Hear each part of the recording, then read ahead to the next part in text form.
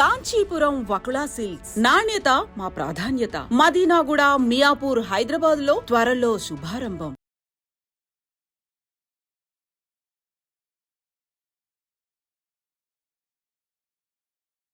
ఏదనుకుంటే జరుగుతుంది. ఒక 10 రూపాయలు ఎలా అనుకోవాలి ఫస్ట్ చెప్తా. దానికి 12 సూత్రాలు ఉంటాయి నాన్న. 12 సూత్రాల్లో మొట్టమొదటిది ఈ విశ్వం అనేది అంటే ఏమిటి అనుకుంటే అది అన్ని ఇంగ్లీష్ టర్మినాలజీ ఉంది. నేను కూడా ఖచ్చితంగా ఆ వాటిని కరెక్ట్గా పలకలేకపోవచ్చు, కానీ నేను ఒక్కొక్కటి చెప్తూ వస్తాను. పూర్తి కేవలం ఒక్కొక్క నియమం తాలూకు ఇంట్రొడక్షన్ ఒక లైన్ లో చెప్దాం. రాబోయే ఎపిసోడ్స్ లో మనం దాన్ని విపులంగా డిస్కస్ చేద్దాం. ఏం లేదు, ఈ విశ్వము అంటే పంచభూతాలతో నిర్మితమైందని భగవద్గీతలో చెప్పింది, నేనేం స్వయంగా చెప్పట్లేదు. మన శరీరంలో పంచభూతాలు, నాడులు అని ఆ కాలంలో సంస్కృతం టెర్మినాలజీలో మూలాధారము, స్వాదిష్టము, మణిపూరకము, విక్రము అని పేర్లు పెట్టారు. అప్పుడు మీరు సెల్ ఫోన్లో ఐఫై, నెట్ ఏవేవో చెప్తుంటారు, డెస్క్ అంటుంటారు, ఏవో పేర్లు చెప్తారు కదా. ఆ కాలంలో సంస్కృతం పేర్లు ఇవి, ఈ కాలంలో మీ ఇంగ్లీష్ పేర్లు ఇవి, అంతే తేడా. టర్మినాలజీ ఏం తయారైందో, విశ్వము అంటే ఏంది, విష్ణు సహస్రనామాల్లో విష్ణు సృష్టికారో భూత భవ్య భవత్ ప్రభు భూతాత్మ భూత భావన భూతాత్మ పరమాత్మ చ ముక్తానాం పరమాంగతి అంటే విశ్వం మొత్తం వ్యాపించి ఉన్నాడు, ఆయననే నారాయణుడు. ఇంకొక చిన్న ఉదాహరణ చెప్పి మనం విశ్వంలో పంచభూతాలు బయట ఉన్నాయి, మనలో కూడా పంచభూతాలు. ఒక ఉదాహరణ చెప్తాను అందరికీ అర్థమయ్యేటట్టుగా. మీరెవ్వరూ కష్టపడాల్సిన అవసరం లేదు, బాధపడాల్సిన అవసరం లేదు. మీకున్న ప్రాబ్లమ్స్ మొత్తం నేను గ్యారంటీ ఇస్తున్నా. విశ్వరూప సందర్శన, ఇది విశ్వ నియమాలను పూర్తిగా అర్థం చేసుకొని మీలో ఎనర్జీ లెవెల్స్ని పెంచుకోండి. హ్యాపీగా, ఆనందంగా, సంతోషంగా ఉండొచ్చు.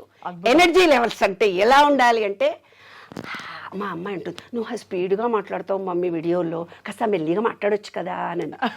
అంటే వినండి, నేను అదేంటంటే బుధ అంటే గాలి అంటే స్పీడ్ ఎక్కువ, కాబట్టి నా మాట స్పీడ్గా వస్తుంది అంతే నాన్న, అంతకంటే ఇంకేం లేదు. అందులో ప్రేమతో నిండింది, స్పందనతో నిండింది, కాబట్టి ఇన్ని వేల హృదయాలని టచ్ చేయగలుగుతున్నాను. అవును, ఎస్. కాబట్టి విశ్వ నియమాలు మీ ప్రతిపాదన ఏమిటి? అందరూ తెలుసుకుని వాళ్ళకి వాళ్ళు ఆనందమయమైన జీవితాన్ని ఏర్పరచుకోవాలనా?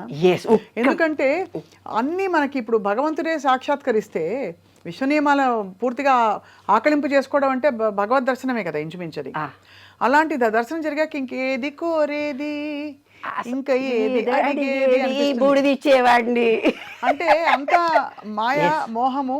మనమే ఆ ఫ్రీక్వెన్సీలోకి వెళ్ళామని తెలుసుకున్నాక ఇంకేం అడుగుతాం అల్పంగా, నాకు ఇది ఇవ్వు, చాక్లెట్ ఇవ్వు, బిస్కెట్ ఇవ్వు, కొత్త డ్రెస్ ఇవ్వు, లేకపోతే నన్ను ఫలానా వాళ్ళు మెచ్చుకోవాలి, ఇవన్నీ అడగం కదా. అసలు అడగక్కర్లేదు నాన్న.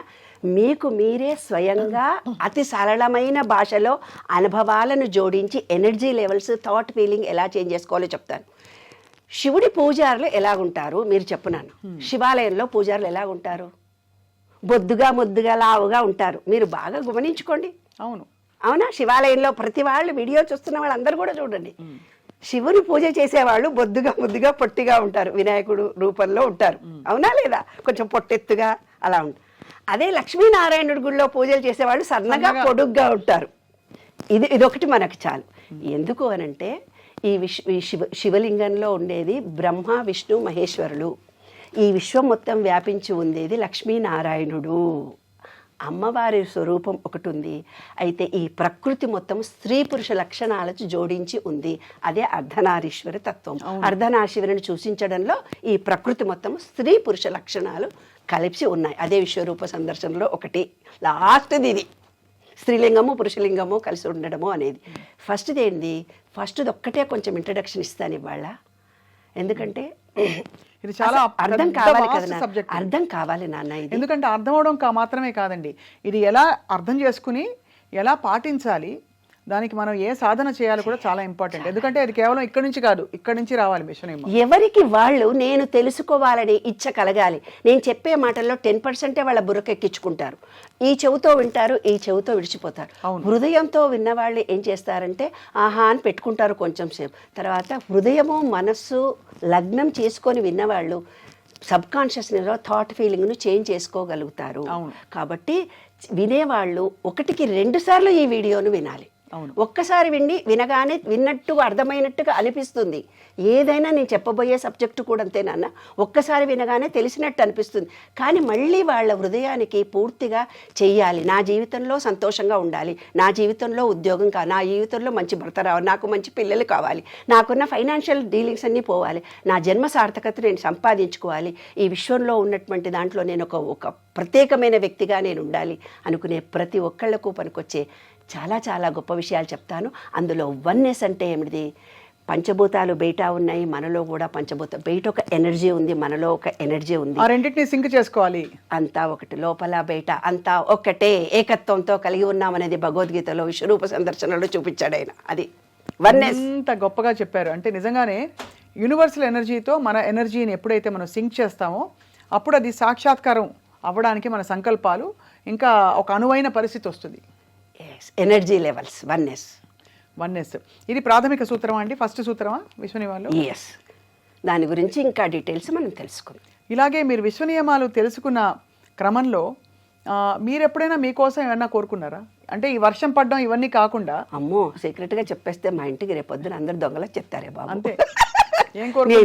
ఏం కోరుకున్నారంటే కరోనా టైంలో నేనేమనుకున్నాను, ఆడపిల్లలందరికీ ఎండి కంచాలు ఎండి చెంబులు పెట్టేశాను, కనీసం ఒక ఎండి గ్లాసు లేదు నాకు తాగడానికి.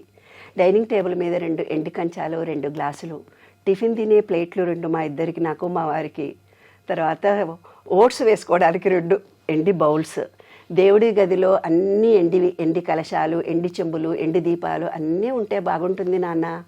అంతా వెండితో బాగా అదిరిపోవాలి మన ఇల్లంతా. ఇదంతా శక్తితో కూడినటువంటి శక్తి క్షేత్రంలో నేను ఉంటున్నాను కదా. వెండి బంగారం అనేది కూడా ఒక ఎనర్జీ నాన్న. ఆ ఎనర్జీని మనం ఆకర్షించాలంటే అంత ఎనర్జీ లెవెల్స్ని మనం పెట్టాలి. అలా ఎనర్జీ లెవెల్స్ పెట్టి నేను అనుకున్నాను విత్ ఇన్ 1 వీక్లో మాకు ఇంటి నిండా ఎండి సామానే. ఇప్పుడు వాటిని దాచుకుంటేందుకు కష్టంగా ఉంది, ఇప్పుడు మళ్ళీ లాకర్లో పట్టడం లేదు. నేను ఎక్కడికన్నా వెళితే ఎవరికన్నా ఇవ్వాలి. అట్లా నేను ఒకళ్ళకి ఒక సహాయం చేసి వస్తూ ఉంటాను, అన్నీ ఉచితంగానే చేస్తుంటాను. నేను ఎక్కడికన్నా పోతే కూడా నాన్న, మొన్న ఎక్కడికి వెళ్ళినా చెయ్యి పట్టుకో, అమ్మవారి గుడికి వెళ్ళాను, విజయవాడ వెళ్ళింది ఒక ఉదాహరణ చెప్తాను. వెళ్ళాను, దిగాను, టికెట్ తీసుకొని వెళ్తున్నాము. అబ్బా నేను నడవలేను, కుంటుకుంటూ పోతుంటే నీలాంటి ఒక అమ్మాయి నా చెయ్యి పట్టుకొని సెక్యూరిటీ గారు దేవుడి దగ్గర దర్శనం చేయించి ప్రసాదాలు ఇప్పించి కుంకుమ ఇప్పించి మళ్ళీ తీసుకొచ్చి నన్ను కుర్చీలో కూర్చుని పెట్టింది. నేను ఎప్పుడు దేవుడి దగ్గరికి వచ్చి నీ దేవుడి దర్శనానికి వస్తాను నేను అడగను, నీకు ఇష్టమైతే నన్ను పిలుస్తావు, ఏ గుడికి రమ్మంటే ఆ గుడికి. అలా నేను మనసులో అనుకోగానే ఆ గుడి దేవుడికి ఎవరో పోతుంటారు వస్తుంటారు, మా మహిళా మండలి వాళ్ళు రావడము, ఎవరో ప్లాన్ వేస్తారు, నన్ను తీసుకొని పోతారు నాన్న. మినిట్ టు మినిట్ ఆ విశ్వంతోటే బతుకుతున్నాను, ఆ విశ్వ చైతన్య శక్తితోటే ఆనందిస్తున్నాను. నా చిరకాల వాంఛన నా విశ్వ నియమాలను ప్రపంచవ్యాప్తం చేయాలని, ప్రతి వాళ్ళు ఆనందంగా సంతోషంగా ఉండాలని, ఈ ప్రేమ విశ్వవ్యాప్తమైన నా ప్రేమను అఖండంగా నిలిచిపోవాలని. భగవద్గీత కంటే గొప్ప గ్రంథం అండి నాన్న ఇది. అందులో నేను శ్రమపడి నేర్చుకున్నవి అనుభవించినవి మీకు అందరికీ చెబుతున్నాను. అందరు అంటారు అసలు మీరు అనుభవిస్తే కదా మాకు చెప్పాలి అంటారేమో అని నాకు భయం. సంకల్పంలో లేదు ఫలం, ప్రయత్నంలోనే సఫలం, కల్పనలో నిద్రించక యత్నంతో సాధించిన నేను అనుభవంగా పొందిన జ్ఞానాన్ని మీకు ఇస్తున్నాను. అది విశ్వ నియమాలు. ఇక చివరికి ఒక ప్రశ్న డాక్టర్ నిర్మల గారు, ఇది అందరికీ వర్తిస్తుందా? కేవలం ఒక ధర్మం ఒక ప్రాంతం వారికి మాత్రమేనా? క్రిస్టియన్స్ అయినా, ముస్లిమ్స్ అయినా, చర్చికి వెళ్ళే వాళ్ళైనా, కుల మతాలకు అతీతంగా, అసలు చిన్న పెద్ద స్త్రీ పురుష ఏ సంబంధం లేదు. ప్రతి జీవి ఒక ఎనర్జీతో ఉంది. మనం కూడా ఎనర్జీ లెవెల్లో ఉన్నాం. ఆ ఎనర్జీ లెవెల్స్ మన ఎనర్జీ లెవెల్స్ కలిస్తే మనం ఏమనుకుంటే జరుగుతుంది. మన థాట్ ఫీలింగ్ చేంజ్ చేసుకోవాలి. ప్రేమ కలిగి ఉండాలి, విశ్వాసం ఉండాలి. ప్రేమ కలిగి ఉండాలి, విశ్వాసం ఉండాలి.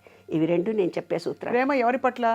ప్రతి జీవి పట్ల ఉండాలి. ఆకుల పట్ల, విశ్వంలో విశ్వైక ప్రేమ. ఆ విశ్వైక ప్రేమ ఫ్రీక్వెన్సీలో మనం ఉన్నప్పుడు ప్రేమ నమ్మకము అది పొందే శాంతి ఆటోమేటిక్గా వచ్చింది. శాంతి ఎప్పుడైతే మీలో వస్తుందో మీరు ఏం కోరుకుంటే జరుగుతుంది. చాలా అద్భుతంగా ఉంది. నేర్చుకోవడానికి చాలా గొప్ప ఒక కొత్త అధ్యాయం ప్రతి వారి జీవితంలో మొదలు పెట్టడానికి ఒక అవకాశం ఇస్తున్నారు డాక్టర్ లక్కరాజు నిర్మల గారు. సో రాబోయే ఎపిసోడ్స్లో మనం ఒక్కొక్క నియమాన్ని పరిశీలించి విపులంగా అర్థం చెప్పి దాని పరమార్థం ఆంతర్యం, దాన్ని ఎలా పాటించాలి, ఎలా మనసు మైండ్ మార్చుకోవాలి అని, మైండ్ ఓవర్ ఎవ్రీథింగ్ ఎల్స్ అనే ఒక విషయాన్ని పరిశోధిద్దాం. ధన్యవాదాలు డాక్టర్ లక్కరాజు నిర్మల్ గారు, చాలా ధన్యులయ్యారు. Very much. ఓకే